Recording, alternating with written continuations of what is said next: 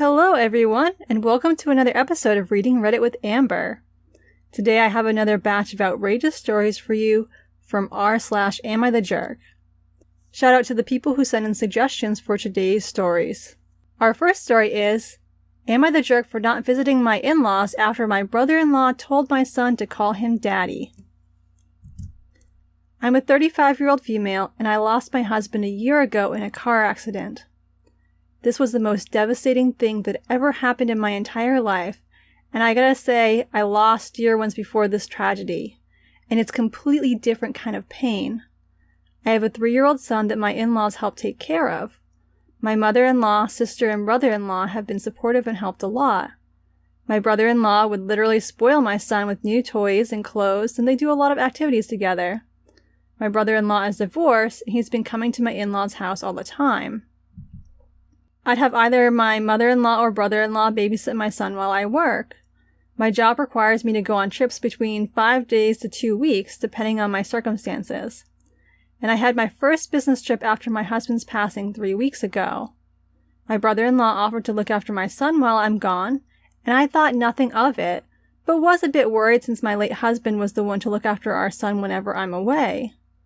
I called every night to check on him, and things were going well. I returned a few days ago, and I went straight to my in-laws' house where my son was. I spent the day there talking to my brother-in-law about what they did and such.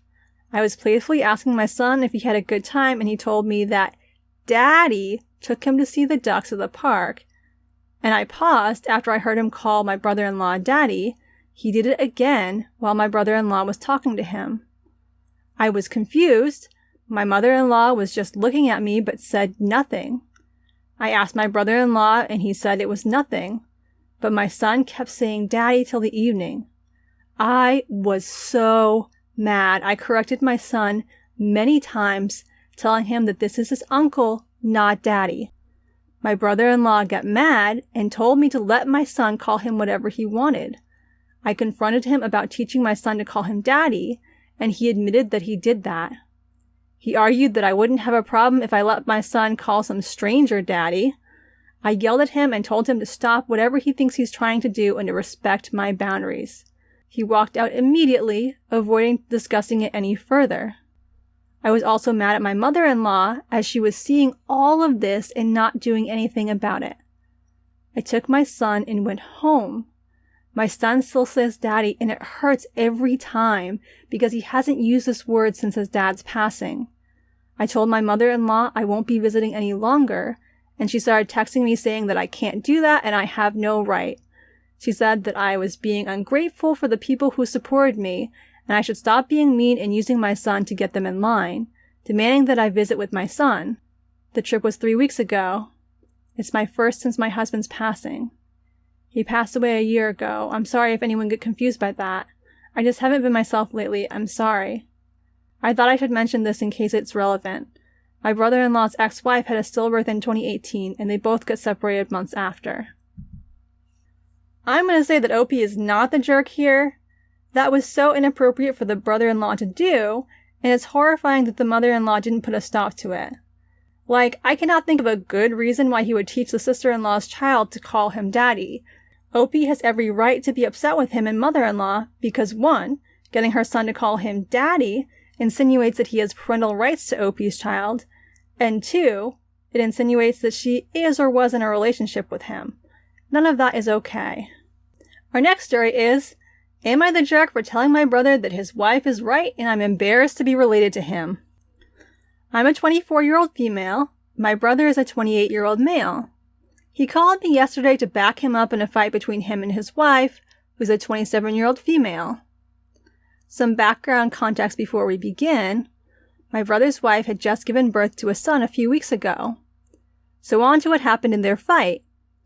My brother said that he made a passing remark about how his wife's stretch marks made her look less attractive. These stretch marks are a result of her pregnancy and giving birth. His wife got upset and called him a jerk for making such a comment. She said that the stretch marks were a result of bearing their child. My brother said that she couldn't blame him for not liking her stretch marks, quoting him exactly, quote, "Who likes how stretch marks look?" They're not on speaking terms now, and my brother basically called me to ask me to talk to his wife for him. I told him no, she was right. He was an insensitive jerk and that he needed to apologize to her or to F off. He said it was unfair of me to be so unpleasant to him and that he thought that I would support him since I'm his sister. I told him, F that, right now I'm embarrassed to be related to you. He told me I was being extreme and that his feelings were deeply hurt. He called me a jerk for this and said that I was petty. And yes, I may have been a bit extreme. But am I really the jerk?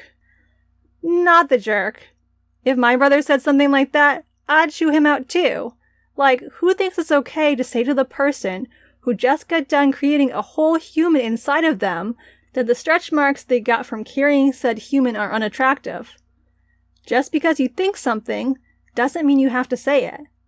The wife can't go back in time and revert her body to its pre-pregnancy state, so I really don't know what the brother was trying to achieve here, other than being a jerk. Also, there are plenty of people who are not off-put by stretch marks and even find them attractive, so it's not like the brother is speaking a universally accepted truth here. Our next story is, am I the jerk for refusing to get my in-laws anything for Christmas to prove a point to my husband? Been together for 9 years. I'm a 29-year-old female, he's a 30-year-old male, and have 2 kids. I absolutely adore my in-laws. They are fantastic people, and I get along with them swimmingly. My family is far from perfect and raised me in a very toxic environment, so having positive people like my in-laws in my life has been a godsend. However, because my husband knows how toxic my family was when I was growing up, he refuses to include them in anything. This is the only downfall in our marriage. They have never done him wrong or done myself wrong for years either, but he doesn't give a crap. Just completely disregards that they even exist. We get his family something for Christmas every year, as well as spending the eve and the day with them every year. Mine is lucky to get a Merry Christmas text. Now my sister is almost 18 and just found out she is pregnant. She's against abortion and did use a condom, which obviously broke. She lives with her boyfriend's parents, who have made both and her boyfriend's life a complete nightmare since finding out.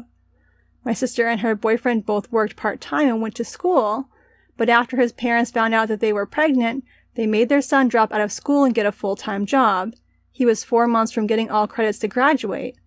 They also upped their rent from $400 a month to $800 a month, even though their rent is only $950 for a 6-bedroom house, and they can't use any of the spare rooms.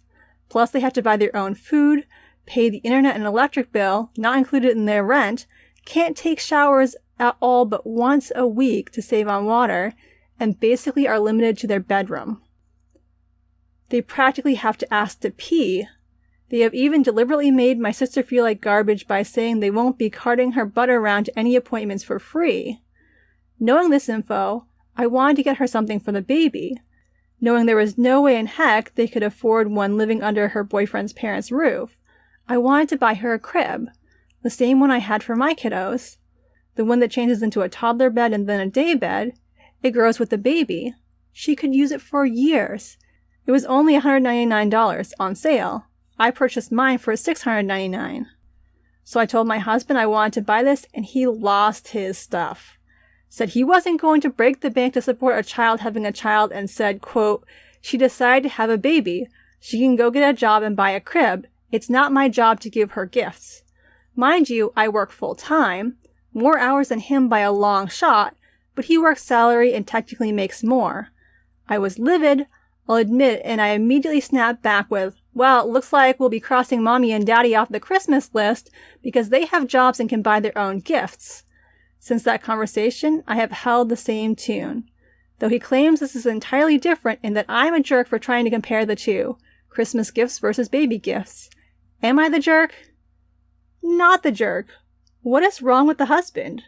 OP's sister is struggling, about to have a child in a really rough situation, and he starts whining about how it's not his problem, but then gets upset when OP tries to show him how ridiculous he sounds?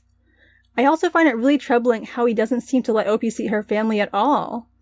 I don't want to read too much into this, but isolation is a common abuse tactic, So part of me worries that there might be a deeper issue at play, especially when you couple that with his complete lack of empathy regarding the sister. Our final story today is, am I the jerk for pushing my wife to self-publish instead of doing the whole literary song and dance? My wife is a novelist who hasn't had any luck with getting published. The way she explained it to me, the process is that you write a book, get critiques on it, edit more, then start the journey with seeking a literary agent, and that's where most people get stopped. She's been trying to get a literary agent for the past 5 years with 3 different books. Every time she says she thinks she's on the right track, only to become depressed after 8 months when she gets rejection after rejection. Plus, some of the agents just never respond, even if they have your full manuscript, which just shows how unkind the industry is. She's on the downswing again because publishing basically shuts down over Christmas, and she knows she won't hear anything for a while. It's hard to watch her go through this all the time, especially because there's an easy solution. Just self-publish and skip all the drama. Hire an editor and a book designer and just publish the book and enjoy what you've made. A ton of people do it and are very successful. She tells me that it's not just about the published item, but about the experience of being a debut author with a real book at the end in her hands. That she wants the moment where she sees her cover or she gets the call from an agent and editor, etc. I ended up getting tired of all of this and paid to have her book turned into a, quote, real book with a great cover. I did it myself and everything. I was excited to give it to her and our friends and family, so I ordered a bunch of copies. I started sending them to people and was hoping on our Christmas Zoom call with everyone they would talk about how good the book is. She found out and started freaking out about what I did, telling me that I don't get it, it's not the same, and then freaking out because the book is online and all the time she spent trying to get an agent for it was probably ruined because agents don't want previously published works. She demanded I take it down. I showed her that 5 people have bought her book. She's an author. She got what she wanted. She just didn't have to jump through hoops to get it, which is, in my opinion, smarter than doing a little dance just so the snooty literary agents can't stop her from her dreams. She keeps telling me I don't get it and that I ruined a year's progress just to be right, and I think she's just upset because now this obstacle is out of her way and she has to move on and write another book or do something that doesn't cause her this emotional strife. Am I the jerk? OP is very much the jerk here. First of all, I'm pretty sure what he did has to be illegal, since he took someone else's intellectual property and published it without their consent. The fact that he published it under her name doesn't get him off the hook. Also, his actions show clear disrespect for his wife, since he, someone who knows almost nothing about publishing, is certain that he knows better than his wife, who has been studying the industry for years. Now, I'm a writer, currently editing a novel someday to publish, so I've been researching both traditional and self-publishing avenues, and OP has basically inadvertently ensured that his wife's book will be a flop. Self-publishing can be a great avenue, but it takes a lot more time and money than what OP put into it. First of all, unless OP's husband designs book covers for a living, his spectacular cover is going to hurt her book's chances of sales. In addition to being captivating, covers have to convey a lot to the reader, what the book is about, what genre it is, etc. If the book cover looks sloppy, people won't buy it, and if it's drawn the wrong way, it could be misleading to readers about what the contents of the book are. Additionally, every book needs several batches of professional edits. It's not clear from this post if the book was ever edited at all or what sort of edits it went through, but my guess is that probably it didn't have all the edits it needed. And really, OP's wife would need to sign off on it, so if he had it edited without her consent, that's also an issue.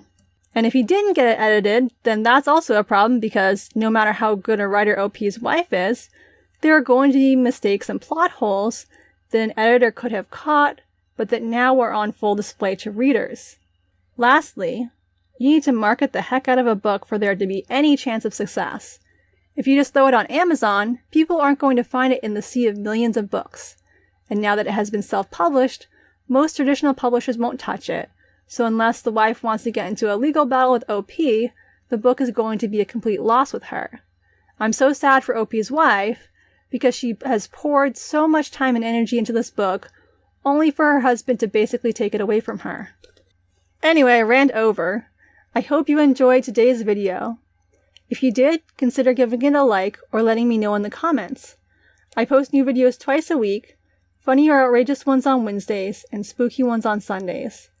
And if you want to see more of me, I'm a guest on Brian's Advice on Thursdays. I'll link to his channel below. Thanks for watching, and have a great day. Shout out to the people who sent in suggestions